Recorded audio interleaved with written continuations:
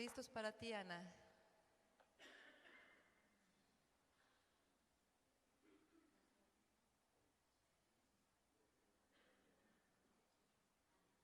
Ajá. ¿Ya empecé? ¿Ya me escuchan? Te escuchamos perfectamente, Ana. Hola. Oye, eso está tecnología. ¿Me escuchan entonces? Ok, súper. ¿Sí? Ok. Eso de dar una palestra, de dar una presentación sin ver la audiencia está interesante. Ok, aquí escucho, me dicen que me escuchan. Bueno, mi nombre es Ana Bauman y estoy en Washington University. Quisiera agradecer a Nancy, a Melanie, a toda la gente de la conferencia. Me encantaría estar, pero no puedo. Así que vamos a ver cómo la tecnología funciona para apoyarnos. Yo tengo 15 minutos para venderles la ciencia de la implementación. Fue mi tarea. A ver si lo puedo hacer. Así que voy a hablar muchísimo, voy a hablar bien rápido y no voy a entrar en muchos detalles, ¿ok? Y entonces estamos un poquito después en la discusión sobre lo que estamos hablando. Como les dije, la meta entonces es vender la importancia de la ciencia y el rigor de la ciencia y la implementación. ¿Por qué la importancia de la ciencia y la implementación? Nosotros sabemos que se toman 17 años, casi 14% nada más, de la investigación que estamos haciendo en los ensayos clínicos llegue a la salud pública y beneficie a clientes que necesitan ayuda. Eso es un problema, ¿verdad? Y eso significa que los niños, nosotros, los niños de hoy, no están recibiendo la mejor intervención que necesitan. Y si nosotros vamos a hablar de lo que la doctora Elena Moreno está hablando mañana, de prevención y de la ventana que tenemos de oportunidad para hacer prevención, nosotros la estamos perdiendo. 17 años es mucho tiempo. Así que mi tarea en justificar la ciencia de la implementación es basada en 3 puntos. Uno, la justificativa científica. Cuando uno identifica las estrategias para apoyar la implementación y la adopción de las intervenciones basadas en evidencias, políticas y directrices, la idea por detrás es establecer una manera de que las intervenciones que nosotros estamos haciendo se sostengan en donde la gente la necesita. La segunda justificación es la salud pública. El costo-beneficio en relación a lo que nosotros estamos haciendo en los ensayos clínicos, en los descubrimientos científicos, y cómo se puede entonces extender el beneficio de lo que nosotros estamos aprendiendo en términos de prevención, diagnóstico y tratamiento a toda la población, no solamente al 20% de la población que tienen ensayos clínicos.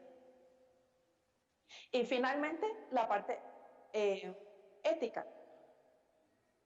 Lo que significa es ayudarse a los descubrimientos científicos que tengan impacto en la vida de las personas.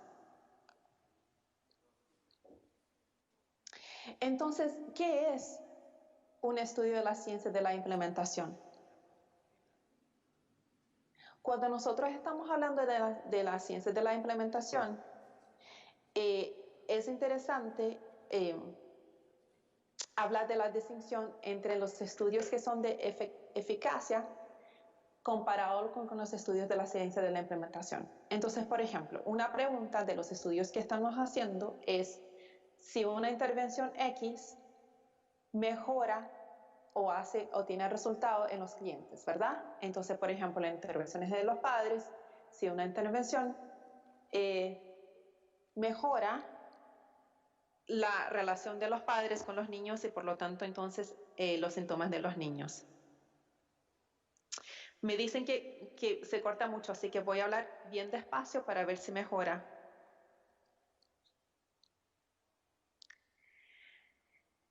Una pregunta que se hace entonces es, cuando uno tiene la intervención, ¿cómo se hace para entrenar los terapeutas para establecer esa intervención en la salud pública? Por ejemplo, ¿cómo se entrenan? ¿En qué modalidad se entrenan? ¿Por cuánto tiempo se entrenan? ¿Quién ofrece la consultoría? ¿Cómo se ofrece la consultoría? ¿Qué pasa en la relación del supervisor y el terapeuta para que esta terapeuta se pueda hacer el mejor terapeuta para que entonces se establezca una intervención para que tenga resultados positivos? Una otra parte que es importante es los resultados de la implementación. Se puede tener la mejor intervención del mundo, se puede saber cómo se entrenan los terapeutas, pero si la intervención es extremadamente costosa, nada de eso funciona. Si, por ejemplo, se puede entrenar los terapeutas, pero si en el proceso de la implementación no hay fidelidad, no se está haciendo lo que debería hacer y por lo tanto los resultados no son los necesarios, necesariamente los positivos. Finalmente, estamos hablando de los resultados de los servicios. ¿Cómo se hace en términos de eficiencia, de seguridad? Ese proceso es centrado en el paciente. ¿Dónde está la voz del paciente o del cliente cuando se desarrolla la intervención y el proceso de intervención? Por ejemplo, en estudios de emergencia en hospital, la puntualidad es un resultado bastante importante, ¿verdad? Del momento que entras en la puerta del servicio hasta el primer momento que recibes tu intervención, eso es importante. Así que hay toda una ciencia por detrás, que es la ciencia de la implementación, que está interesada en todo ese contexto para mejorar cómo se establece una intervención en la manera, en la salud pública, para que entonces se pueda obtener los mejores resultados para todos. ¿Qué hacemos entonces los que estamos estudiando la ciencia de la implementación? Nosotros estamos interesados en los comportamientos de los profesionales. Los terapeutas, ¿les gusta esa intervención? ¿Qué pasa cuando, por ejemplo, estamos empezando el proceso de la implementación? Estamos conociendo la intervención, estamos en ese proceso de entrenamiento. ¿Cómo se puede sostener esa intervención al final? Ya aprendimos, ya sé cómo hacerlo, pero mientras los años pasan, ¿cómo se puede mantener la calidad? El contexto de las organizaciones. Supervisores y los líderes de las organizaciones son bastante importantes en ese proceso. Yo puedo tener los clientes que le encanta, yo puedo tener los terapeutas que le encanta la intervención, pero si un líder dice, eso a mí no me gusta, nada pasa. Las políticas públicas, ¿verdad? El seguro salud. ¿Cómo podemos mantener una intervención para la población que necesita si no hay cómo pagarla, por ejemplo? Así que nosotros estudiamos cómo se puede mantener, cómo se puede hacer con las estrategias de la implementación y cuál es el proceso de implementación de las intervenciones basadas en evidencia. Mucha gente me dice, pero Ana, eso ya lo hacemos. Hace muchos años que yo hago eso, ¿verdad? Yo tengo esa intervención, yo tengo el manual, ya sé cómo hacer la fidelidad, eso ya se hace. Lo que pasa es que ahora el campo de la ciencia de la implementación está dando rigor a ese proceso. Está ofreciendo teorías, métodos y diseños experimentales. Entonces hay todo un proceso de rigor que es un poquito diferente de lo que nosotros entre comillas, decíamos, ya lo hacíamos, ¿no? Les voy a dar dos ejemplos que son sin muchos datos, pero para darte un poquito del ejemplo de lo que nosotros hacemos, ¿ok? El primer ejemplo es en relación, por ejemplo, al entrenamiento de terapeutas. Nancy, Melanie y yo trabajamos mucho con la generación PMTO.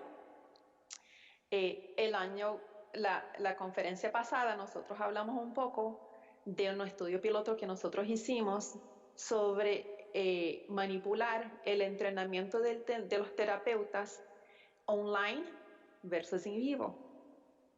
Nosotros sabemos, por ejemplo, que a mí y a Melanie nos encantaría ir a México una vez por semana, ¿verdad? Pero pasa que eso es extremadamente costoso, no solamente en parte financiera, pero para mi familia, para mi trabajo. Así que nosotros estamos tratando de ver cómo se puede aumentar el alcance de los terapeutas mientras utilizamos la tecnología. Y hay toda una ciencia, todo un campo por detrás de eso. La pregunta principal por detrás de la manipulación del entrenamiento a nivel de los terapeutas es ¿cómo sabemos si la manera como nosotros estamos entrenando a los terapeutas es la más efectiva? Pero más importante, es la más costo efectiva. Nosotros tenemos la tradición de hacer workshops, ¿no? Talleres en vivo y nosotros hacemos roleplays y hacemos todas esas cosas, pero no sabemos muy bien qué es lo que pasa, cuál es la magia, cuáles son los componentes principales en el entrenamiento de los terapeutas. Y si no sabemos cómo hacerlo, no se puede replicar. Porque el contexto, por ejemplo, de México, puede o no ser bastante diferente del contexto de Estados Unidos o del contexto de otros lugares.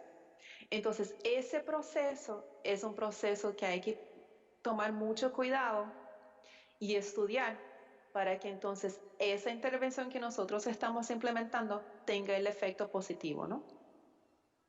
El otro ejemplo es, esos datos son literalmente saliendo del horno. Nosotros hicimos una encuesta en psicólogos de Brasil, 190, una encuesta cuantitativa y cualitativa, pero lo que yo quería mostrarles es esto. Nosotros estamos haciendo una pregunta a montones de psicólogos interesados en prácticas de parentalidad. Entonces nosotros les hicimos preguntas en términos de ¿estarías interesados en ser entrenados en una intervención basada en evidencia? Y si sí, ¿cuáles son las dificultades? Si no, ¿cuáles son las dificultades? Mira esa pregunta. Ahora esa es la parte que están aprendiendo a hablar portugués conmigo, ¿ok? Yo les pregunté, seleccione de las más importantes a las menos importantes las fuentes de información que te ayudan en sus decisiones clínicas. Mira lo que me dijeron ellos, que su experiencia clínica es de la fuente más importante. Los textos teóricos, no tanto. Las evidencias empíricas, no mucho. Así que en Brasil, yo no sé si es el contexto de México, no se habla mucho de las intervenciones basadas en evidencia. Y cuando no se habla mucho de las intervenciones basadas en evidencia, esa conversación es una conversación bastante diferente, porque todavía estamos hablando de cómo se desarrolla la evidencia de lo que estás haciendo como clínica. ¿Cómo sabes si de la manera, del momento que tu cliente sale de tu puerta, de tu consultorio, de hecho hiciste alguna diferencia? Cuando nosotros les preguntamos cuáles son las barreras o las dificultades que ellos tienen como clínicos, ellos echaron la culpa a los padres, los clientes. Es que los papás no vienen. Es que los padres le echaron culpa al formato de las intervenciones. El primer desafío son los padres y los padres no les gustan ese formato. A los manuales, que los manuales son caros. Y al costo, es muy caro. Terapia es algo de lujo. Ok, pon una pausa. ¿Tú crees que McDonald's haría una hamburguesa y diría, mira, yo hice el mejor sándwich del mundo, pero si la gente no quiere venir, bueno, vaya, es que la culpa es de la gente. Yo no sé, pero yo creo que eso es un problema ético, un problema científico y un problema que nosotros tenemos que pensar con bastante cariño, porque si yo tengo conocimiento de cómo mejorar la vida de las personas, echarle la culpa al otro a que no venga o la formato de la intervención como intervencionista, creo que hay mucho trabajo que hacer para desarrollar intervenciones que sean sexy y que sean buenas y que sean suficientes para que entonces tengamos una buena estrategia de implementación para que cuando nosotras la implementamos en el contexto que necesitamos, tengamos el resultado positivo. Así que, ¿qué hacer? Mis 3 recomendaciones son, hay que desarrollar intervenciones con ojo al futuro, que sean flexibles, que se puedan implementar en lugares diferentes. Hay mucho que hacer en el contexto de adiestramiento de terapeutas. ¿Cómo sabemos que nosotros estamos haciendo diferencia en la vida de sus clientes? ¿Cuál es la evidencia de su trabajo? Y si nosotros no hablamos de evidencia, no se puede. Para mí es charla, ¿no? E implementar una intervención es mucho más que hacer un taller aquí o ahí.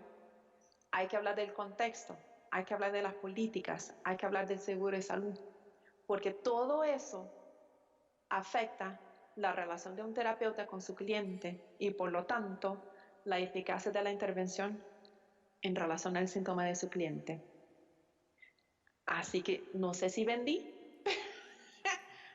pero muchas gracias por los 15 minutos que me regalaron y ahora no sé cómo hacerlo.